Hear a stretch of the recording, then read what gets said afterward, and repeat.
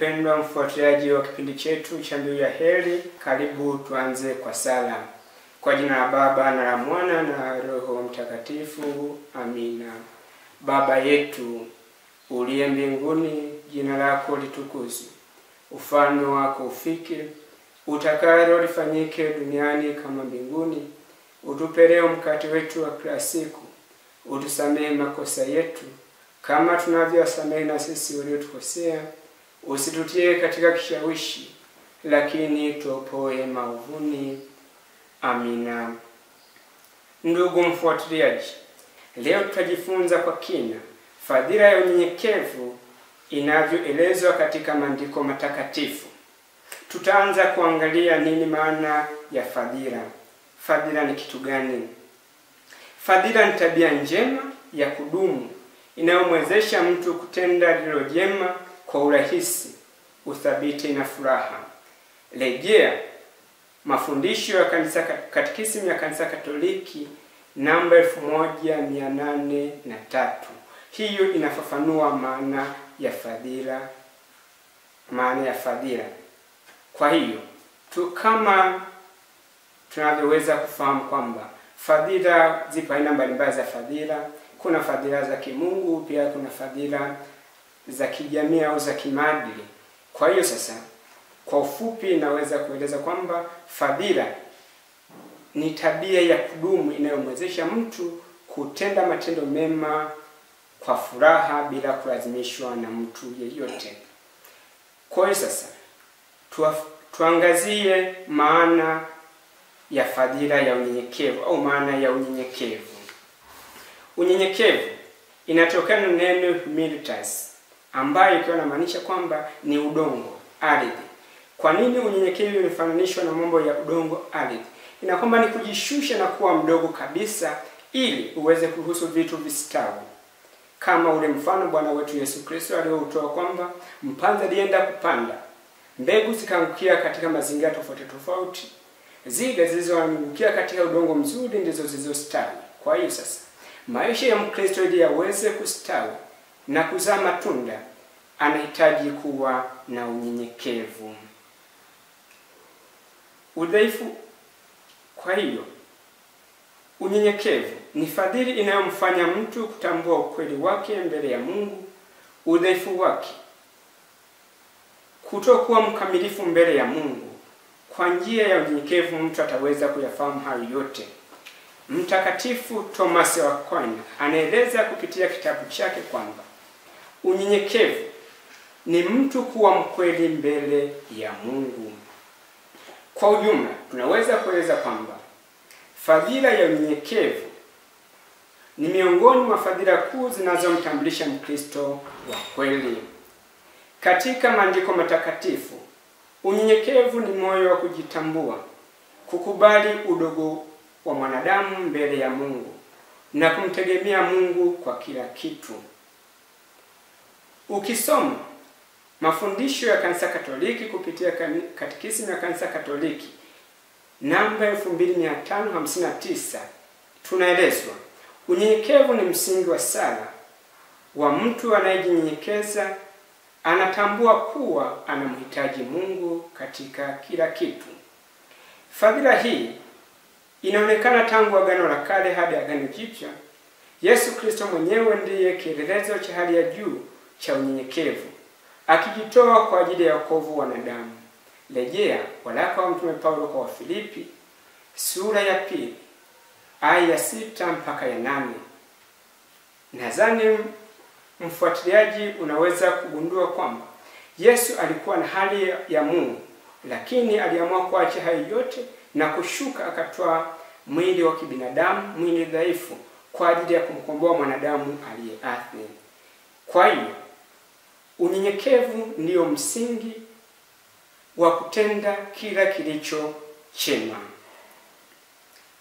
Sasa tuangazie unyenyekevu katika Agano la Kale. Unyenyekevu katika Agano la Kale umeelezwaje, umefafanuliwaje? Tangu kuumbwa kwa ulimwengu, mwanadamu aliasi Mungu kwa kukosa unyenyekevu. Lakini hata hivyo, Agano la Kale linafafanua baadhi ya watu waliokuwa wanyenyekevu kwa Mungu hadi wakapata mafanikio makubwa. Tunamuona mzee wetu Ibrahim, babu wa imani, jinsi alivyokuwa mnyenyekevu kwa Mungu, hadi sisi leo Wakristo tunajivunia ushindi wa wokovu kwa sababu kupitia baba huyu mnyenyekevu. Kwa hiyo tutaangazia vipengele mbalimbali vinavyofafanua watu waliokuwa wanyenyekevu na faida walizozipata kutoka kwa Mungu kwa kuwa wanyenyekevu. Tunaona kipengele namba 1, Mungu anawapenda wanyenyekevu. Katika Agano la Kale, Mungu anaonyesha wazi kupendezwa kwake na watu wanyenyekevu. Mfano tunaweza kumuona Musa. Musa alikuwa ni mtu mkubwa aliyeaminiwa na Mungu kwa ajili ya kuokoa wana wa Israeli kutoka utumwani, lakini alikuwa mnyenyekevu kupita wanadamu wote. Ukitaka kuielewa hiyo namna gani Musa alivyokuwa mnyenyekevu, soma kitabu cha Hesabu sura ya 12 aya 3. Inaonyesha jinsi Musa alivyokuwa mnyenyekevu. Lakini pia Mfalme Daudi aliweza kueleza kwa hisia kupitia Zaburi kwamba namna gani Mungu anavyopenda moyo mnyenyekevu. Daudi anasema kwamba moyo uliovunjika na uliopondeka, Mungu hutaudharau. Rejea Zaburi 51 aya ya 17. Unyenyekevu unamvutia Mungu kwa sababu unaonyesha uaminifu na toba ya kweli. Ndugu mfuatiliaji, huwezi kuwa msikivu kwa Mungu, huwezi kufanya toba ya kweli kama wewe sio mnyenyekevu. Kwa sababu kama sio mnyenyekevu, itakuwa ngumu kukiri udhaifu wako au makosa yako uliyoyatenda mbele ya Mungu ambaye ndiye mtakatifu, na sisi tunaitwa kuwa watakatifu kama yeye alivyo mtakatifu. Lakini kitu kingine ambacho tumeelezwa kupitia maandiko matakatifu Agano la Kale ni kwamba unyenyekevu ni kama njia ya kumtegemea Mungu. Huwezi kuwa umtegemea Mungu kama sio mnyenyekevu. Mnyenyekevu ni mtu anayejishusha na kuona uhitaji wake mbele ya Mungu, kwamba bila Mungu yeye sio kitu wala hawezi kitu chochote. Rejea Zaburi ya 37 aya ya 11. Wanyenyekevu watairithi dunia na kufurahia amani tele. Kama wewe sio mnyenyekevu, ni ngumu kufurahia, kwa sababu muda wote utakuwa unapambana na watu, utakuwa unagombana na watu, utagombana na jirani zako, wakuu wako wa kazi au watu wanaofanya kazi chini yako kwa kukosa unyenyekevu. Na ukiulizwa kwa nini katika jamii nyingi watu wanagombana, jibu mojawapo au la haraka haraka ni kwamba watu wamekosa unyenyekevu. Kama kiongozi anataka kutumia mabavu, kama ni yule anayeongoza na yeye anataka kuonyesha na yeye yupo, kwa wote tunaishia kugombana kwa sababu tumekosa fadhila ya unyenyekevu. Kitu kingine maandiko matakatifu yameelezaje katika Agano la Kale ni kwamba wito wa unyenyekevu katika uhusiano wa kijamii. Huwezi kuhusiana na watu vizuri kama sio mnyenyekevu. Muda wote unaonyesha ubavu, au mtu hata kama ni mhitaji amekuja kuomba kitu kwako, unamsimama unafanya. Hii yote ni kukosa unyenyekevu. Kwa hiyo sasa, huwezi kuwa na mahusiano mazuri na watu, huwezi kutengeneza jamii iliyotulia bila kuwa na unyenyekevu. Ukiuliza kwa nini duniani nchi mbalimbali zinagombana kwa sababu ya ukosefu wa unyenyekevu. Kiongozi anataka kuonyesha madaraka yake aliyonayo juu ya watu, lakini watu vile vile hawakubali kupelekeshwa na wakati nchi ni ya kwao wote. Kwa sasa ugomvi huo tunaozidi kutokea, ambao tunashuhudia watu wanauana, wanafanyaje, familia zinavunjika, ni kwa sababu ya ukosefu wa unyenyekevu.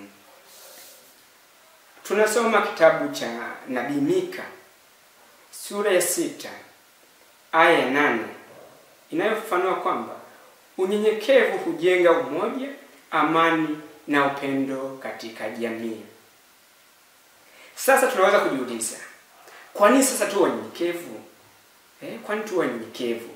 Kwa nini kama nina hadhi yangu, labda kuna watu nimewaajiri, labda kuna nini? Kwa nini wanyenyekevu wana kitu gani? Unaweza kujiuliza hayo maswali. Lakini sasa hapa tutakuja kuangalia kwa kina matokeo ya unyenyekevu, ya mtu ambaye anakuwa mnyenyekevu, na kwamba hawezi kupungukiwa na chochote. Kama wewe ni mfanyakazi, utazidi kupendwa na yule aliyekuajiri au na wale wanaofanya kazi pamoja nao. Lakini pia kama wewe ni mtoto, utapendwa na wazazi wako. Lakini hata kama wewe ni mzazi, utapendwa na watoto wako. Nadhani mtakuwa mnafahamu kwamba kuna mzazi ambaye anaweza kuwa na hela za kutosha, kila mtoto anachomuomba nampa, lakini watoto hawampendi wala hawamjali kwa sababu yule mzazi amekosa unyenyekevu. Lakini pia kuna watoto wanaojua kwamba kwa kuwa anaenda shule anafaulu vizuri, anafanyaje, atapendwa na wazazi na walimu na wenzake. Lakini kama hana unyenyekevu, atapendwa na hao ndugu zake au watoto. Kikubwa tu wataanza kutafuta visa vya kumsababishia asifanikiwe katika malengo yake kwa sababu tu amekosa unyenyekevu. Kwa hiyo sasa, unyenyekevu katika Agano la Kale unaonekana kuwa njia ya baraka na ukuu wa kiroho. Rejea Zaburi ya 149 aya ya 4 ambayo inaeleza kwamba kwa maana Bwana anaupenda watu wake ambao ni wanyenyekevu na anawapatia wokovu. Kwa hiyo sasa, kama wewe ni mnyenyekevu, ujue kwamba wokovu wa Mungu utakufikia kwa sababu utafuata yale yote ambayo unaelezwa kupitia maandiko matakatifu.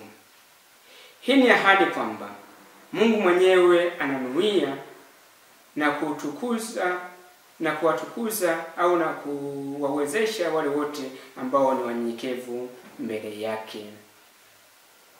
Kwa hiyo, katika Agano la Kale, unyenyekevu ni fadhila ya baraka.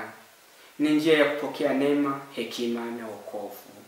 Kwa hiyo, mpendwa mtazamaji na msikilizaji au mfuatiliaji wa kipindi hiki, usije ukajuta kwamba utapata hasara kwa kuwa mnyenyekevu. Ukiwa mnyenyekevu, utafanikiwa na utazidi kustawi katika maisha yako ya kila siku. Tunaweza kuona mtu kama Musa, Ayubu, hao wote licha kuwa walipata magumu katika maisha yao, lakini waliweza kufanikiwa kwa sababu walikuwa wanyenyekevu katika kila nyanja ya maisha yao. Tumemaliza kuangazia unyenyekevu katika maandiko matakatifu Agano la Kale. Sasa tuangalie unyenyekevu katika Agano Jipya. Tunaposema Agano Jipya na kwamba ni ufunuo uliokamilika kupitia Bwana wetu Yesu Kristo. Tunajua kwamba Agano la Kale ilikuwa kutayarisha watu ili waweze kumpokea Bwana wetu Yesu Kristo ambaye ndio ufunuo kamili wa Mungu mwenyewe. Sasa tuweze kuangalia Bwana wetu Yesu Kristo katika mafundisho yake alisemaje kuhusu unyenyekevu, fadhila ya unyenyekevu. Cha kwanza kabisa tuangalie Yesu Kristo kama mfano wa juu kabisa wa unyenyekevu. Yesu Kristo ndiye kielelezo cha hali ya juu cha unyenyekevu. Ananyenyekeza na anakubali kuwa mtumwa, kuteswa na watu wake. Maandiko matakatifu yanatueleza kwamba kabla Yesu Kristo kuja hapa duniani, alikuwepo mwanzo huko mbinguni, alikuwa na hali sawa na Mungu Baba. Lakini kwa unyenyekevu wa kutaka kumkomboa mwanadamu, alijishusha. Hakuna ile hali ya kuwa sawa na Mungu ni kitu cha kung'ang'ania kwa nguvu. Akakubali kushuka kwetu ili akachukua mwili wa kibinadamu ili aweze kutukomboa. Huo ni unyenyekevu hali ya juu. Lakini pia tunaweza kuangalia Bwana wetu Yesu Kristo ambaye ana hali ya Mungu, anakubali kuteswa na kufa msalabani na kutemewa mate. Lakini pia katika mateso yake akiwa mlimani, alimwambia Mungu, Mungu, ikiwezekana niepushe na kikombe hiki, kwa sababu alijua ni mateso makali yatakayomkabili. Lakini kwa unyenyekevu hakuishia hapo, akasema kwamba lakini mapenzi yako yatimizwe. Katika hali hiyo ya unyenyekevu aliona kwamba mateso atakayoyapitia ni makali. Lakini kwa sababu ya unyenyekevu na kutaka mapenzi ya Mungu yatimizwe, alikubali kukinywa kikombe hicho mpaka mwisho ili binadamu tuweze kuokolewa. Lakini pia katika Agano hilo Jipya tuangazie mafundisho ya Bwana wetu Yesu Kristo juu ya unyenyekevu. Yesu alifundisha wafuasi wake kuwa yeyote atakayejinyenyekeza atakwezwa. Rejea Injili ya Mathayo sura 23 aya ya 12 kwamba yeyote atakayejinyenyekeza atakwezwa. Lakini pia katika mfano wa Farisayo na mtoza ushuru, ukirejea Injili ya Luka sura 18 aya ya 9 mpaka ya 4, Yesu anaonyesha kwamba Mungu humkubali mnyenyekevu wa moyo, lakini wale wanaojisifia, mfano kama wa Farisayo, watu wengi tumegeuka wa Farisayo kuwachukulia kwenye njia nyingine au tunawaelewa vibaya. Wafarisayo ni wale waliokuwa wanajiona wameshika sheria mbele za watu, lakini mbele za Mungu walionekana watupu, kwa sababu walionyesha mbele ya watu wameshika sheria lakini wanazivunja kisirisiri. Kwa hiyo Yesu ndo alikuwa anawatumia Wafarisayo. Kwa hiyo hata sisi tukijifanya tunashika sheria ya Mungu mbele ya watu, lakini kiuhalisia tushiki, tutaitwa Wafarisayo. Lakini kama tunazishika sheria za Mungu mbele ya watu, lakini na mbele ya Mungu tukabaki kuwa waaminifu, sisi tutakuwa wapendwa, watoto wapendwa wa Mungu. Lakini pia tuangazie mafundisho ya mitume juu ya unyenyekevu. Mitume wanasemaje? Kwa sababu Kanisa Katoliki tunachokiamini ni maandiko matakatifu, yani Biblia. Tunakubali mapokeo hasa haya yaliyotoka kwa mitume ambayo hayakuweza kuandikwa kwenye Biblia. Hayo tunakubali. Kwa hiyo sasa tunaangazia mitume wanasemaje juu ya unyenyekevu. Mitume walihimiza waamini kuvaa unyenyekevu kama vazi la kiroho. Mtume Petro alisema, "Vikeni unyenyekevu, kwa kuwa Mungu huwapinga wenye kiburi, lakini huwapa unyenyekevu neema." Rejea waraka wa kwanza wa Mtume Petro kwa watu wote sura ya 5 aya ya 5. Lakini pia Mtume Paulo naye anazungumzia kitu kile kile katika waraka kwa Wakolosai sura 3 aya 12, anafafanua namna gani watu wanavyotakiwa kuwa wanyenyekevu. Tuangazie pia kipengele kingine, unyenyekevu kama njia ya wokovu na utakatifu. Mpendwa mfuatiliaji, ni ngumu kupata wokovu kama wewe si mnyenyekevu au kwa mtakatifu, kwa sababu tumepewa vitu vingi hapa duniani, tuna uhuru, tuna nini. Lakini sasa tunapotumia uhuru wetu vibaya bila kufuata mapenzi ya Mungu kwa sababu ya unyenyekevu, tutashindwa kufikia ule utakatifu, au tutashindwa kupata ile tunu ya wokovu ambayo tutapewa kwa sababu tumeshinda. Yesu asema, "Msipojinyenyekeza kama watoto wadogo, hamtaingia katika ufalme wa mbinguni." Kwani unadhani kwa nini Yesu alitumia mfano wa watoto wadogo? Watoto wadogo ni wanyenyekevu. Mfano, mtoto akiwa kwa mama yake anakuwa mnyenyekevu, anajua kwamba kila kitu anachokihitaji atakipata kutoka kwa mama. Kwa sababu ya unyenyekevu wa huyo mtoto, kwa hiyo kila kitu atakachokihitaji atakuwa anakipata. Hataweza kumdharau mama yake, na pia atajua chochote ninachokihitaji nitamwambia mama. Ukitaka kujua, nadhani mmekaa na watoto, wengi mna watoto, mnafahamu. Mtoto hata anaweza kutishiwa na kitu, anakimbia kumwambia mama, hata kama anajua kwamba mama hawezi kupambana na hicho kitu. Kwa sasa tutakapojinyenyekeza mbele ya Mungu na kumtegemea Mungu kwa kila kitu, tutajua kwamba tutaweza kupata yale yote tunayohitaji, ikiwemo wokovu. Rejea Injili ya Mathayo sura ya 18 aya ya 3 mpaka ya 4. Na pia rejea waraka wa Yakobo kwa watu wote sura ya 4 aya ya 6. Kwa hiyo sasa tumeangazia unyenyekevu ulivyojadiliwa kipindi cha Agano la Kale, lakini pia na kipindi cha Agano Jipya. Kwa hiyo tumeona kwa ujumla kwamba fadhila ya unyenyekevu ni kitu muhimu sana katika ukombozi. Tuangazie sasa unyenyekevu katika maisha ya Mkristo. Kama nilivyoeleza tangu mwanzo kwamba Yesu Kristo alikuja hapa duniani kutuonyesha njia ya kuweza kuurithi ufalme wa mbinguni. Kwa sasa kama Wakristo sasa tunafanyaje? Tumeona Agano la Kale na Agano Jipya, namna gani walioishi fadhila ya unyenyekevu waliofanikiwa na kuweza kuurithi uzima wa milele. Kwa sasa na sisi Wakristo sasa tunafanyaje? Tunafanyaje? au unyenyekevu tunautumiaje katika mazingira gani? Hayo yote ni maswali ya kujiuliza kama Wakristo ambao tunatazamia ukombozi pale tutakapopatiwa uzima wa milele. Tunataka sasa tufanyeje ili tuweze kupata uzima huo? Cha kwanza sasa, unyenyekevu katika maisha ya kiroho. Kuna watu wale zaidi wanaojifanya kwamba wameokoka, wakati mwingine wanadharau hata watu wengine. Wanaona watu wengine hawafai, hawataki kwenda kusali kwa sababu ya madhaifu hii hapa na pale walionayo. Lakini sasa tunaelezwa inatakiwa tuwe na unyenyekevu katika maisha ya kiroho. Unyenyekevu ni msingi wa sala, toba na utakatifu.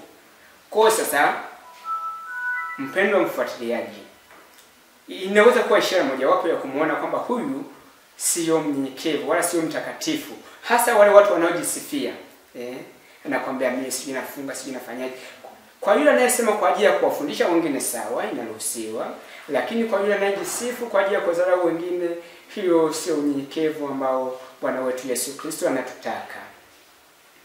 Tukisoma Katekisimu ya Kanisa Katoliki namba 2713 inaeleza kwamba unyenyekevu ni muungano wa unyenyekevu na upendo. Yaani ili mtu ambaye anaonyesha kwamba anasali au anampenda Mungu, inatakiwa sasa ule unyenyekevu na upendo kiwe kitu kimoja. Huwezi kuniambia wewe ni mnyenyekevu na wakati huna upendo. Au huwezi kusema wewe una unyenyekevu, huna upendo, au una upendo, huna unyenyekevu. Hivi vitu yani huwezi kuvitenganisha. Ni kama shilingi yenye pande mbili ambayo huwezi kutenganisha. Kuonyesha kwamba unyenyekevu na upendo inatakiwa viwe kitu kimoja. Mtu mnyenyekevu anaelewa kuwa bila Mungu hawezi kufanya chochote. Rejea Injili ya Yohane sura 15 aya ya 5. Kwamba ukiwa mnyenyekevu utaweza kumtegemea Mungu kwa lolote. Kwa hiyo ukiwa mtu wa kujisifu sana kufanyaje, ujue kwamba ukweli wa Mungu haupo ndani yako. Lakini kitu kingine, unyenyekevu katika huduma na uongozi. Kuna wengine wanatumia uongozi kama kujitafutia sifa mwenyewe, na wakati uongozi umewekwa kwa ajili ya kuwatumikia wengine na kuongoza wengine waweze kumfikia Mungu. Kiongozi anatakiwa kuwa mtumishi wala si mtawala. Yesu alisema, aliye mkubwa wenu na awe mtumishi wenu. Rejea Injili ya Mathayo sura ya 23 aya ya 11. Lakini pia hata mkusanyo wa sheria za Kanisa Katoliki namba 618 inahimiza viongozi wa kitawa kuongoza kwa unyenyekevu, wakitambua heshima ya kila mtu kama mtoto wa Mungu. Kwa hiyo sio viongozi tu wa kanisani, hata ni viongozi wa nchi, viongozi wa vikundi mbalimbali wanatakiwa kuwatawala watu wakijali utu wa mtu. Lakini pale anapojitokeza kiongozi ambaye hajali utu wa mtu, ndio tunaona fujo zinazidi kutokea. Watu vita zinajitokeza, watu wanauana kwa sababu kiongozi ametaka kutumia mabavu. Kwa hiyo tunachoalikwa ni kwamba viongozi wawe watumishi wa watu wengine wala sio kutumikiwa. Unyenyekevu katika mahusiano ya kijamii. Unyenyekevu hujenga umoja na heshima katika jamii. Mtume Paulo anashauri, msitende kwa ubinafsi wala majivuno, bali kwa unyenyekevu mkihesabu kila mtu kuwa bora kuliko mwingine. Kwa hiyo sasa, kama umeshaona kwamba mtu fulani ni bora kuliko yeye, utamheshimu, utakuwa mnyenyekevu, kwa mambo yataenda vizuri. Lakini pale utakapojihesabu wewe ni bora kuliko mwenzako, hapo ndipo chuki zitatengenezwa. Sasa tunaangazia kipengele kingine, unyenyekevu kama njia ya kukua katika utakatifu. Ili uweze kufikia utakatifu ni kujishusha kama Kristo alivyojishusha na kuja kuwatumikia ndugu zake. Kwa sasa utakapokuwa na moyo wa utumishi, wa kuwatumikia ndugu zako, wa kujitoa sadaka kwa ajili ya watu wahitaji, na kwamba hapo tayari unaakisi ule upendo wa kimungu ambao ndio Mungu anatuita watu wote tuwe watakatifu kama yeye alivyo. Kwa sababu Mungu Baba yetu ambaye ndiye tunajifunza kutoka kwake, ananyesha mvua kwa wabaya na wema. Hii yote ni kuonyesha kwamba tukiwa wanyenyekevu tutaweza kuwatumikia hata wale wanaotunenea vibaya au wale rafiki zetu, wote tutaweza kuwatendea kwa unyofu wa moyo.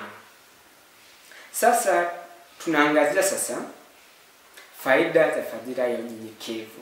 Kwa hiyo tunaweza kuuliza kwa nini sasa unyenyekevu si na nini? Hayo yote tunaweza kujiuliza, lakini sasa tunakuja kuangazia faida sasa za fadhila ya unyenyekevu. Pale tunapokuwa wanyenyekevu tunapata faida gani?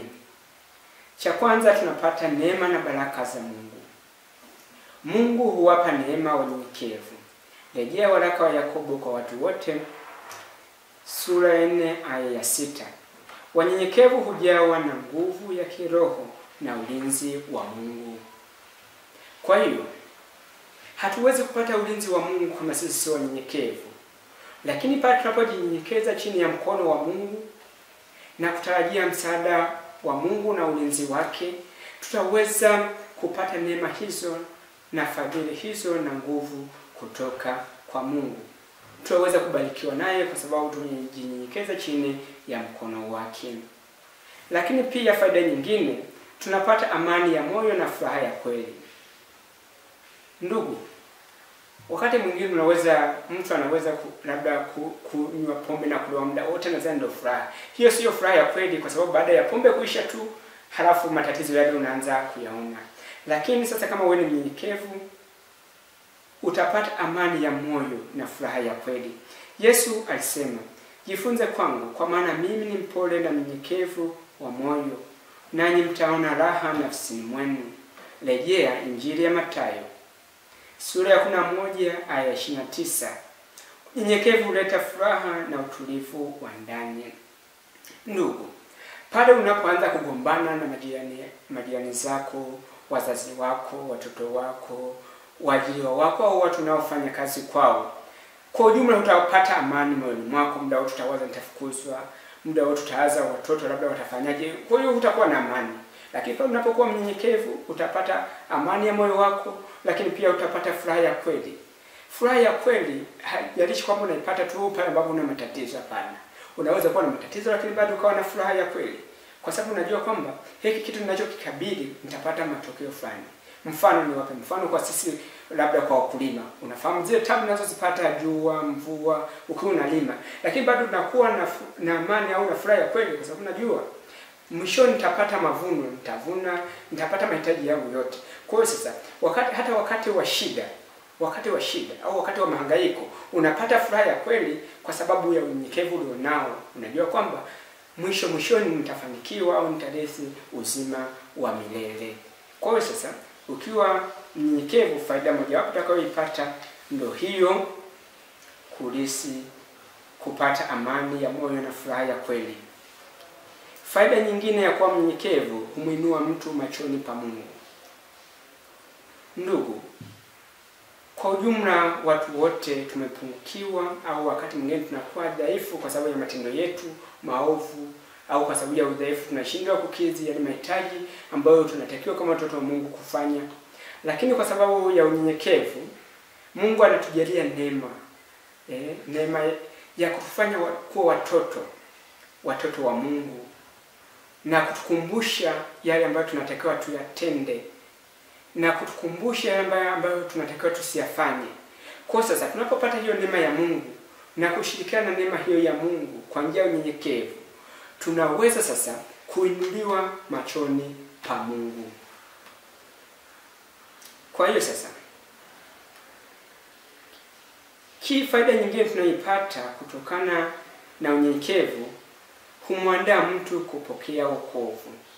Kama nilivyoeleza tangu mwanzo kwamba kupitia unyenyekevu wetu tunaweza kutenda yale Mungu anayotuagiza.